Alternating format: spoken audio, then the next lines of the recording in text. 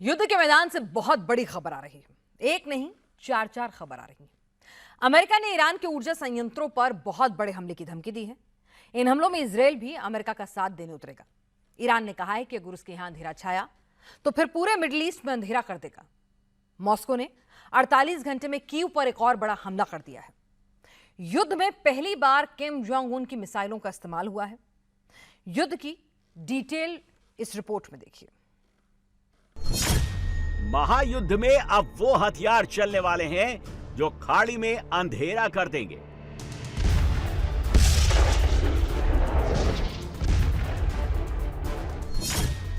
मुस्तफा को झुकाने के लिए ट्रंप ईरान के ऊर्जा संयंत्रों को तबाह कर देंगे।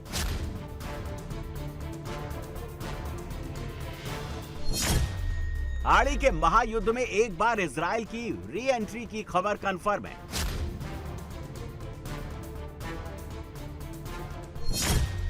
पुतिन ने यूक्रेन की राजधानी में महाविनाश शुरू कर दिया है।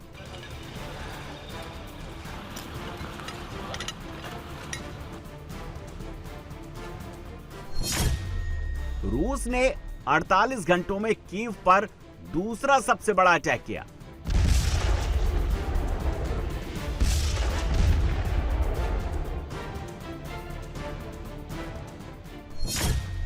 महायुद्ध में पहली बार किम जोंग उन मिसाइल लेकर उतर गया है।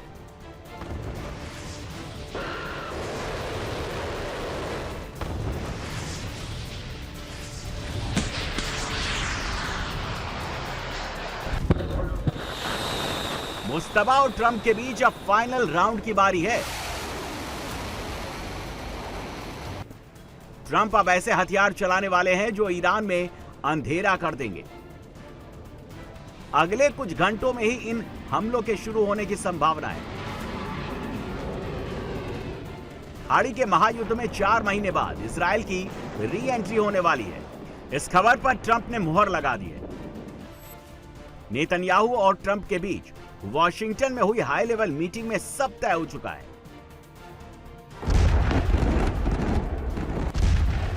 ईरान में टारगेट भी लॉक कर दिए गए हैं। ईरान में इस बार बमबारी ऊर्जा से जुड़े संस्थानों पर होगी। मुस्तफा ने भी काउंटर अटैक का प्लान जारी कर दिया है। मिडिल ईस्ट में जिन जिन देशों के बेस अमेरिका युद्ध में इस्तेमाल हो रहे हैं, उन देशों के ऊर्जा संस्थानों पर ईरानी मिसाइलों की बारिश होगी। कामिकाज़े ड्रोन से तबाही होगी। इसके आदेश IRGC को भी दे दिए गए हैं। अब सबसे बड़ा सवाल ऊर्जा संस्थानों पर हमले का आगाज करेगा कौन? क्या हमेशा की तरह ईरान वार के बाद पलटवार करेगा? रिपोर्ट के मुताबिक इस बार हालात बदल सकते हैं। अमेरिका और इजरायल के हमलों से पहले ही ईरान मिडिल ईस्ट के देशों और इजरायल के ऊर्जा संस्थानों पर महाविध्वंसक हमले कर सकता है।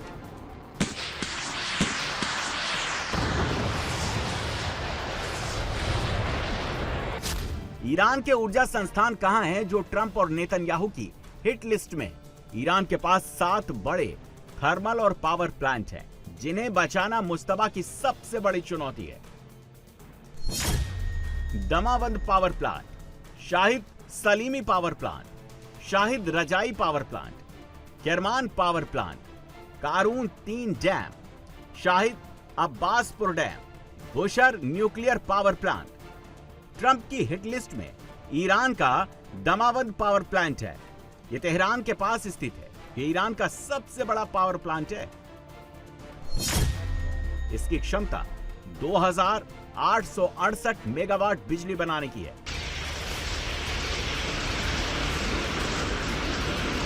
अगर दमावंद पावर प्लांट की मेन यूनिट में अमेरिका इजराइल बंकर ब्लस्टर बमों से हमला करें तो मेन यूनिट को नुकसान पहुंचाएं तो ईरान में कई दिन तक अंधेरा कायम रह सकता है।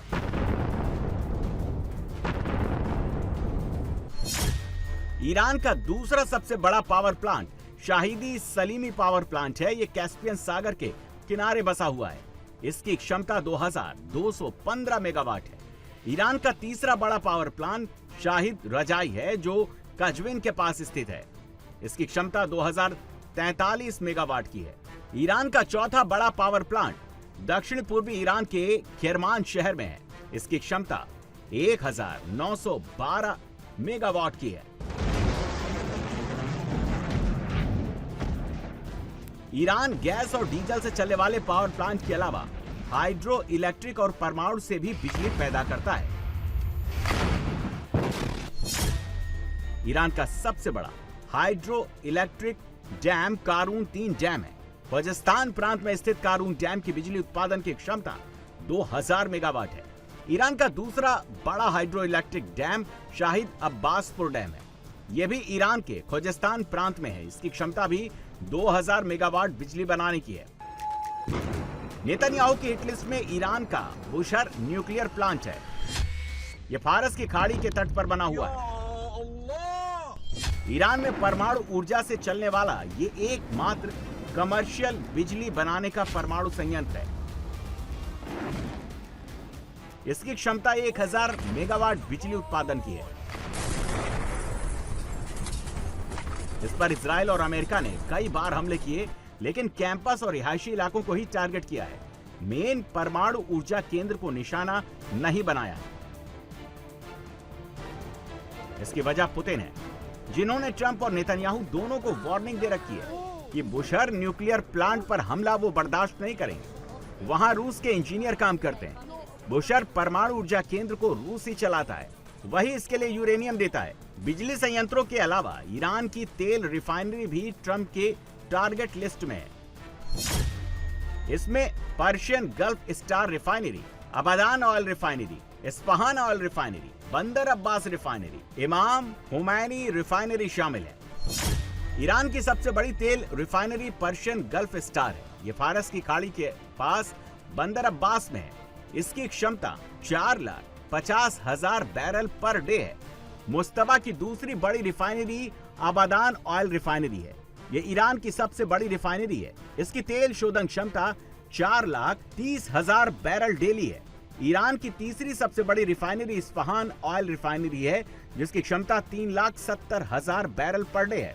ईरान के घरेलू सप्लाई का बड़ा हिस्सा इसी रिफाइनरी पर डिपेंड है। ईरान की चौथी बड़ी रिफाइनरी बंदर अब्बास रिफाइनरी है, जिसकी क्षमता 3,50,000 बैरल पर डे है। ईरान की पांचवी बड़ी रिफाइनरी इमाम हुमैनी रिफाइनरी है, जो अराक में स्थित है। इसकी क्षमता 2,50,000 बैरल डेली की है। ईरान की छठवीं बड़ी रिफाइनरी शाहिद टोंगयान है, जो राजधानी तेहरान के पास है। इसकी क्षमता 2,50,000 बैरल डेली की है।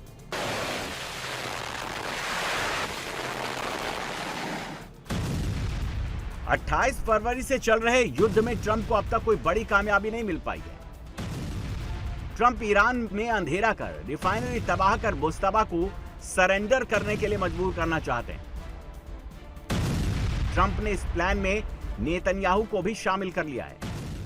An understanding with Israel. Israel is very happy about it. Israel helped us, and they've been very good. They've been very good about it. Most people said that would be a deal that would be undoable. Now, will it go through its ups and downs? It's a very complex situation over there. The people are very complex and difficult. That shows you how much success we're having with Iran.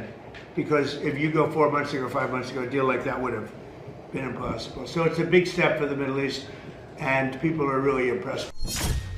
मुस्तबा को surrender कराने का दूसरा Trump card क्या है? Trump Iran के खिलाफ समंदर में ब्लॉकेड लगाने के बाद जमीनी ब्लॉकेड भी लगाने पर विकल्प के लिए सहमत हो गए। उन्हें इसका आइडिया नेतन्याहू ने दिया।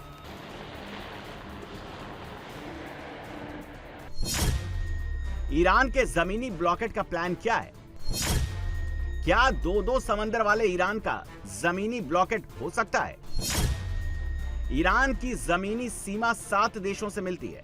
इराक, तुर्की, पाकिस्तान, अफगानिस्तान, तुर्कमेनिस्तान, अजरबैजान और अर्मीनिया ईरान के साथ बॉर्डर साझा करते हैं।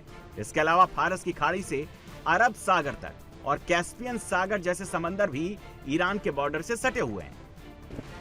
नेतन्याहू ने ट्रंप को समझाया कि अगर ईरान की जमीनी सीमाओं को लॉक कर दिया जाता है तो मुस्तबा अपना माल दूसरे देशों में नहीं भेज पाएगा। रूस और चीन से हथियारों के शिपमेंट भी ईरान तक नहीं पहुंच पाएंगे। ईरान अपने हथियार हूती, हमास और हिजबुल्लाह जैसे रेजिमेंट फोर्स तक नहीं पहुंचा पाएगा। ईरान तभी समझौते की टेबल पर आएगा। ट्रंप को अगर ईरान का लैंड ब्लॉकेट करना है तो 2 बॉर्डर क्रॉसिंग को बंद करना पड़ेगा।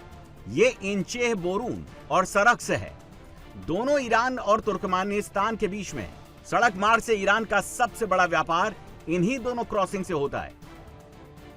ट्रंप जब 4 महीने में हॉर्मुज स्ट्रेट में ईरान का टोटल ब्लॉकेट नहीं कर पाए तो 7 देशों के बॉर्डर पर कैसे कर पाएंगे? नेतन्याहू के इस प्लान में सबसे बड़ी चुनौतियां क्या है? पाकिस्तान, तुर्कमेनिस्तान, इराक जैसे देश ईरान के साथ अपने आर्थिक हितों को दांव पर नहीं लगाना चाहते। अगर वो अमेरिका के साथ जाते हैं तो ईरान वहां उसी तरह मिसाइलें बरसा सकता है जैसे मिडिल ईस्ट के देशों में करता है। ईरान की सीमा 3662 मील की है, जो कहीं पहाड़ी, कहीं दलदली, कहीं समुद्री है। वहां अमेरिका के लिए लंबे समय तक नाकेबंदी करके रखना असंभव है। ट्रंप के लिए इराक का बॉर्डर लॉक करना सबसे कमजोर कड़ी साबित हो रहा है। ईरान, इराक के लोग वैचारिक तौर पर बेहद करीब हैं। फिलहाल पेंटागन के अफसर भी यही मान रहे हैं कि लैंडलॉक का प्लान जमीनी हकीकत से वैसे ही दूर है जैसे ट्रंप 6 महीने में ईरान की नेवी, एयरफोर्स, मिसाइल सबको खत्म कर देने का दावा करते हैं। You know, they're being decimated. They have no navy, they have no air force, they have no anti-aircraft. Doesn't mean they don't have any capability. They have some, but very little. We just want to win. We don't want to have them. It's very simple. They cannot have a nuclear weapon. Iran will not have a nuclear weapon. Iran में अंधेरा होगा तो middle east और Israel तक इसका असर दिखाई देगा। ईरान इस बार पहले हमला बोलकर उन देशों में अंधेरा कर सकता है जो अमेरिका के करीब है। इजराइल के लोवियानथन और तमा प्राकृतिक गैस क्षेत्र, सऊदी अरब, कतर के रास laugh LNG facility, UAE, Kuwait, Bahrain की रिफाइनरी और गैस प्लांट ईरान की हिट लिस्ट में है। मुस्तबा की लिस्ट में यूएई का अबू धाबी स्थित बराका परमाणु ऊर्जा संयंत्र है। इसके अलावा लेबेल अली पावर कॉम्प्लेक्स भी ड्रोन अटैक की रेंज में है।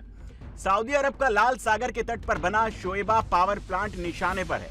इसके अलावा गजलन और जेद्दा पावर प्लांट में ईरान तबाही ला सकता है। कुवैत के अल सुबिया पावर प्लांट को भी ईरान हिट कर सकता है। मुस्तबा इस राउंड में निर्णायक हमला करेगा। मिसाइल और ड्रोन की बौछार सिर्फ ईरान से नहीं, रेजिडेंट फोर्स की तरफ से भी सभी गल्फ देशों पर होगी। लेबनान में हिजबुल्लाह मरेगा, इराक से शिया मिलिशिया ठोकेंगे, यमन से हूती मारेंगे। हूतियों ने सऊदी अरब की नाक में दम कर दिया है। सऊदी अरब के 8 जहाजों को बाब अल मंदेब की खाड़ी से बैरंग लौटा दिया है। अब सऊदी अरब इन जहाजों को स्वेज नहर से आगे बढ़ाते हुए केप ऑफ गुड के रास्ते एशियाई देशों को तेल की डिलीवरी भेज रहा है। केप ऑफ गुड होप का चक्कर लगाने का मतलब तेल की लेट डिलीवरी और खर्चा ज्यादा।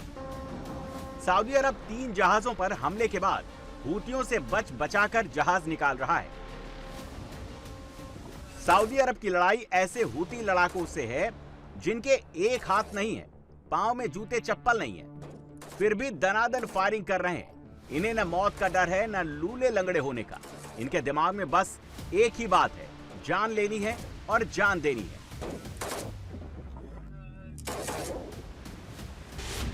सऊदी क्यों हूतियों को हरा नहीं पा रहा है? उसके पास हथियार भी हैं और युद्ध लड़ने का जज्बा भी है। ये तस्वीरें देखिए, हूतियों के हथियारों की परेड की है। अंदाजा लगाइए, एक आतंकी संगठन जो यमन के एक हिस्से में गैर आधिकारिक सरकार चलाता है, उसके पास हथियारों का कितना बड़ा जखीरा मौजूद है। हूतियों के जखीरे में 1000 से ज्यादा बैलिस्टिक मिसाइलें और एंटी शिप क्रूज मिसाइलें हैं। हूती की तूफान मिसाइल 1800 किलोमीटर तक मार कर सकती है। कुछ 4 मिसाइल 2000 किलोमीटर तक मार कर सकती है। ये रडार को चकमा देने वाली जमीन आधारित क्रूज मिसाइल है। आसिफ 450 किलोमीटर तक मार कर सकती है। ये लाल सागर में सऊदी के जहाजों पर हमले में इस्तेमाल की गई है। फिलिस्तीन 2 ये 2100 किलोमीटर तक मार कर सकती है। ये लंबी दूरी तक मार करने वाली बैलिस्टिक मिसाइल है। सना से प्योंगयांग की दूरी करीब 8000 किलोमीटर है। वहां किम जोंग उन की फैक्ट्रियों में दिन रात हथियारों का निर्माण हो रहा है। किम की फैक्ट्री में बने हथियारों की डिमांड दुनिया के कोने कोने में बढ़ रही है।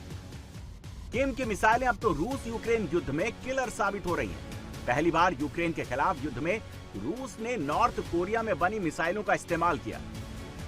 इन मिसाइलों ने कीव में जमकर तबाही मचाई है। कीव के कई इलाकों में अब भी आग के शोले उठ रहे हैं। रूस का 48 घंटे में कीव पर दूसरा बड़ा अटैक है। रूस ने बीती रात कीव पर 35 बैलिस्टिक और क्रूज मिसाइलें दागी हैं, जिनमें 27 बैलिस्टिक मिसाइलें हैं जिन्होंने कीव में तबाही मचा दी है। रूस ने बैलिस्टिक मिसाइलों के साथ 185 कामिकेजे ड्रोन भी दागे हैं, जिनमें यूक्रेन के एंटी ड्रोन यूनिट ने 154 को इंटरसेप्ट कर लिया। किम की मिसाइलें जहां गिरी हैं, वहां कोई बिल्डिंग समतल नहीं बची है। बहुमंजिला इमारतें मलबे का ढेर बन गई। इससे अंदाजा लगाया जा सकता है जो लोग वहां रहते थे उनका क्या हुआ होगा। 10 लोगों की मौत की पुष्टि हुई है। ये वोरोनोव परिवार के सदस्य हैं। एक बड़ा परिवार जिसमें पिता ऑटम, माँ ओलेना, उनके 7 बच्चे और उनका पोता शामिल है, जो उस समय उनके साथ ही था। 7 дітей і онук, який знаходився разом з ними. रूसी मिसाइल और ड्रोन हमले में कीव का बड़ा हिस्सा खंडहर जैसा दिखने लगा है। बड़ी बड़ी इमारतें या जल रही हैं या विस्फोट के बाद आग लगने से काली पड़ गई हैं। इमारतों के सामने खड़ी कारें कबाड़ हो गई हैं। घर रहने लायक नहीं बचे हैं। मैंने ये घर 15 साल पहले खुद बनाया था। मैंने इसे खरीदा था। यहाँ जो कुछ भी हुआ है वो सब मैंने अपने हाथों से किया है। बस यही है मेरे पास और कुछ नहीं है। भगवान का शुक्र है कि मेरे बच्चे बच गए। उन्हें बाहर निकाल लिया गया। वे जिंदा और ठीक हैं। यही सबसे जरूरी बात है। रूस का दावा है कि उसने कीव में मिलिट्री अड्डों को उड़ाया है। इसके अलावा उन फैक्ट्रियों को निशाना बनाया जिसने यूक्रेनी सेना का साजो सामान तैयार किया है।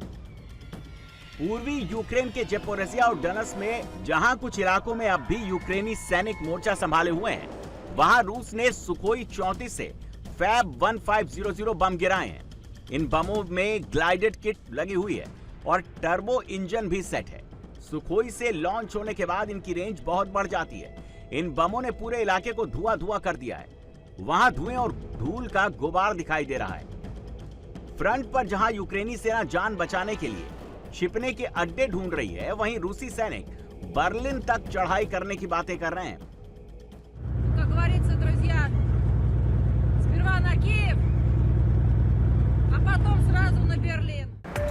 पुतिन के आर्सेनल में किम जोंग उन की मिसाइलों के आ जाने से जेलेंस्की बहुत घबराया हुआ है। यूक्रेन का दावा है शुरुआती जांच में पता चला कि कीव में दागी गई कुछ मिसाइलें उत्तर कोरिया की KN-24 मिसाइलें हैं, जो शॉर्ट रेंज वाली बैलिस्टिक मिसाइलों की कैटेगरी में आती हैं। किम जोंग उन की KN-24 मिसाइल हवा में रास्ता बदलते हुए उड़ती है, जिससे एयर डिफेंस के लिए इसे इंटरसेप्ट कर पाना असंभव है। इसकी एक्यूरेसी 100 मीटर के दायरे में है, मतलब टारगेट से चूकने का चांस बहुत मिनिमम रह जाता है। सॉलिड फ्यूल होने से इसे रेडी टू लॉन्च मिसाइल माना जाता है। शुरुआती जानकारी के मुताबिक रादुशने में रूसियों ने पहली बार उत्तर कोरियाई मिसाइल का इस्तेमाल किया। बेशक आगे जांच होगी और हर चीज की पुष्टि की जाएगी, लेकिन अभी तक के लिए ये एक उत्तर कोरियाई बैलिस्टिक मिसाइल है। मॉस्को के घटिया लोगों और उत्तर कोरिया की सन की सरकार के बीच ये गठबंधन मिसाइल्स के लिए, यूरोप में हमारी सीमाओं पर मौजूद उत्तर कोरियाई सैनिकों के लिए और हमारे यूक्रेनी बच्चों की जान लेने के लिए बना है। जेलेंस्की के पास इंटरसेप्टर मिसाइलें बहुत कम बची हैं, लिहाजा अब रूस के लिए यूक्रेन का आसमान खुल गया है। बीती रात इसी वजह से यूक्रेन सिर्फ एक रूसी मिसाइल को इंटरसेप्ट कर पाया। जेलेंस्की के पास जहां इंटरसेप्टर मिसाइलें बची हैं, उन्हें हाई वैल्यू टारगेट को बचाने के लिए सुरक्षित रखा गया है। जेलेंस्की ने अमेरिका से पैट्रियट मिसाइलें यूक्रेन में ही बनाने का लाइसेंस और टेक्नोलॉजी मांगा है। ट्रंप ने देने का वादा भी कर दिया है, फिर ट्रंप पलट गए। अब उन्होंने जेलेंस्की को झटका देते हुए कहा, अमेरिका अपनी टेक्नोलॉजी यूक्रेन जैसे देशों से शेयर नहीं करेगा। ट्रंप ने यहां तक कह दिया कि पता नहीं कब कौन देश दुश्मन बन जाए। मतलब जेलेंस्की पर ट्रंप को बिल्कुल भरोसा नहीं है। Nobody else has that capacity. These weapons are incredible. And we have to be very careful about letting somebody build them. You know, it's very important now. We are building many plants now to make those, and the Tomahawk missile is the most incredible thing. It can go into a doorway. You can put it through a window of a house. Nobody's ever seen anything like it. You have to be very judicious, but you have to be very careful. Now, we have not agreed to that. We're talking about it, but it's a hard thing to give away that kind of technology. And I don't think this would ever happen. But you know, those people that you give that technology, they can someday turn on you. You know, that is possible. You look at war. It's happened a couple of times over the years, right? So we have to be very careful. I mean, Zelensky के लिए दूसरी बड़ी मुसीबत उनके खिलाफ बढ़ता जन आक्रोश है। रूसी मिसाइलों के डर के बावजूद कीव में हजारों लोग सड़कों पर हैं। वो जेलेंस्की के खिलाफ प्रदर्शन कर रहे हैं। कीव में जैसे जैसे जनता का प्रेशर जेलेंस्की पर बढ़ रहा है, वैसे वैसे पुतिन का दबदबा बढ़ रहा है। ये उन 26 यूरोपीय देशों के लिए बड़ी टेंशन है जो यूक्रेन के भरोसे रूस से जंग लड़ना चाहते हैं।